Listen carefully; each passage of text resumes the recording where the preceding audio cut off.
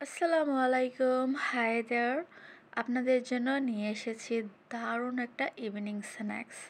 আজ আপনাদেরকে তৈরি করে দেখাবো পাউরুটি দিয়ে বক্স পেটিস। চলুন তাহলে এই ঝটপট রেসিপিটি কিভাবে তৈরি করতে হয় সেটা ঝটপট আমরা দেখে নেই। প্রথমে কিমা তৈরি করব একটু ডিফারেন্টভাবে। প্রথমে দিয়ে দিচ্ছি 2 টেবিল চামচ সয়াবিন তেল। এবার দিয়ে দিব 2 কাপ পরিমাণে চিকেন কিউব করে রেখেছিলাম সেটা। একদমই হাড্ডি ছাড়া মাংস নেবেন, এখানে 2 কাপ অ্যাড করে নিয়েছি। এবারের মধ্যে অ্যাড করে নিব আমি স্বাদমতো লবণ। এখন মাংসটা থেকে পানি বের হওয়া পর্যন্ত একটু ওয়েট করতে হবে। আর এর সাথে সাথে দিয়ে দিতে হবে কালো গোলমরিচের গুঁড়া 1/2 টি স্পুন।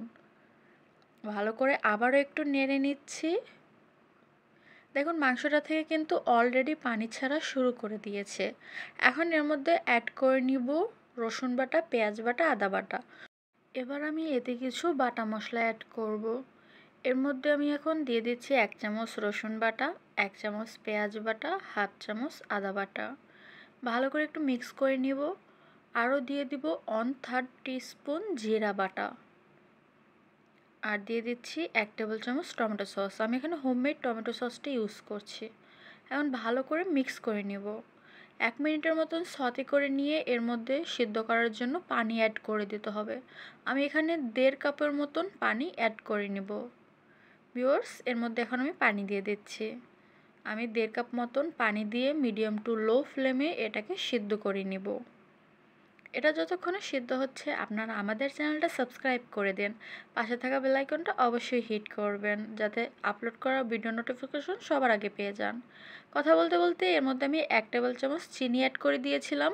তারপর পানিটা যখন শুকিয়ে গেছে এর মধ্যে 1 টেবিল চামচ কাঁচামরিচ কুচি, 2 টেবিল থেকে 3 টেবিল চামচের মতন স্প্রিং অনিয়ন কুচি আর 1/2 কাপের মতন পেঁয়াজ কুচি অ্যাড করে নিলাম। এবার এটা নরম হয়ে যাওয়া পর্যন্ত কুক করে নিতে হবে। এর মধ্যে আমি আরও অ্যাড করে নিব। আমি এখানে 1/2 কাপের মতন লিকুইড দুধের সাথে 1 চামচের মতন কর্নফ্লাওয়ার গুলিয়ে দিয়ে দিচ্ছি। এটা বাইন্ডিংয়ের কাজ করবে। বাইন্ডিং করার জন্যই কিন্তু আমি এখানে এই মিশ্রণটা দিয়ে দিচ্ছি। এবার আমি কর্নফ্লাওয়ার আর দুধের মিশ্রণটা অ্যাড করে নিলাম। এখন এই দুধটা ভালোভাবে শুকিয়ে নিতে হবে। আমি এখন হাই ফ্লেমে এটাকে রান্না করে নিব। ভিউয়ার্স, আমি যে মিশ্রণটা দিয়েছিলাম তা দেখুন অনেকটাই টেনে গেছে, জাস্ট আর 1 মিনিটের মতন।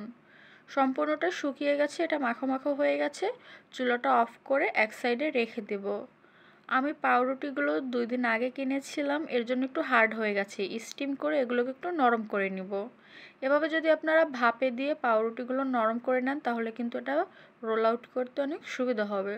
সো আমি 1 মিনিটের মতন এগুলোকে পানির ওপরে ভাপে ভালো করে নরম করে নিয়েছি। এখন তুলে নিব।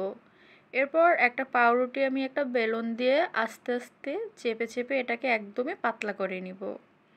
আস্তে আস্তে করতে হবে, তা না হলে কিন্তু পাউরুটিটা ছিঁড়ে যাওয়ার সম্ভাবনা থাকবে। একদমই এটাকে পাতলা করে বেলে নিতে হবে, তারপর সাইডটা এভাবে কেটে দিতে হবে। আমি সাইডের এজগুলো 4টাই ভালো করে কেটে নিচ্ছি। এভাবে সবগুলো পাউরুটির পিসই আমি ভালো করে বেলে সাইডের অংশগুলো কেটে নিব। এরপর আমি একটা ছুরি দিয়ে মাঝ বরাবর কেটে নিব আর এটাকে 4 টুকরো করে নিব। আমাদের রেসিপিগুলো আপনাদের কেমন লাগে অবশ্যই কমেন্ট করে জানাবেন, আর ফ্রেন্ডস ফ্যামিলি সবার সাথে শেয়ার করে দেবেন যাতে তারাও এই ইউনিক রেসিপিগুলো শিখে বাসায় তৈরি করতে পারে।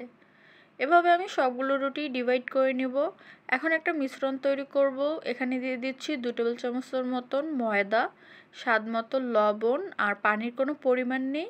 এটা একটু হালকা ঘন একটা ব্যাটার তৈরি করে নিতে হবে আমাদের বক্স পেটিসগুলো ডিপ করার জন্য। সো দেখুন এর কনসিস্টেন্সিটা এমন রাখতে হবে।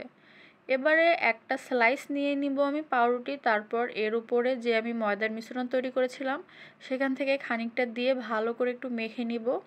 এবার আমি চিকেন কিমাটা দিয়ে দিব আর উপর দিয়ে আর একটা স্লাইস এভাবে দিয়ে তারপর চেপে চেপে 4টা সাইড আস্তে আস্তে একটু লাগিয়ে দিতে হবে।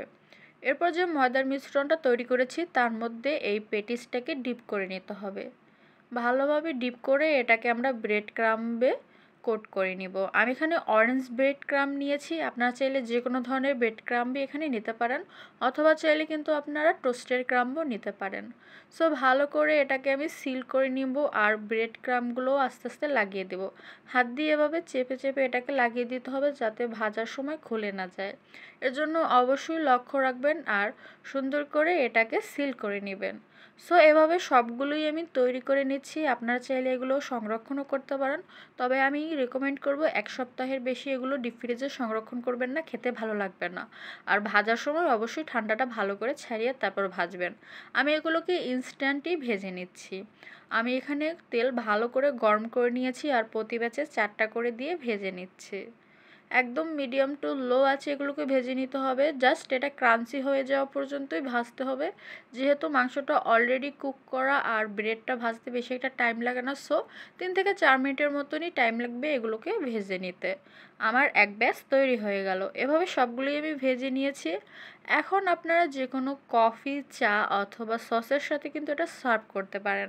বাসায় অবশ্যই তৈরি করবেন, ফ্যামিলি ফ্রেন্ডস সবার সাথে ঝটপট এটা শেয়ার করে দিন। আজ আসি, আল্লাহ হাফেজ।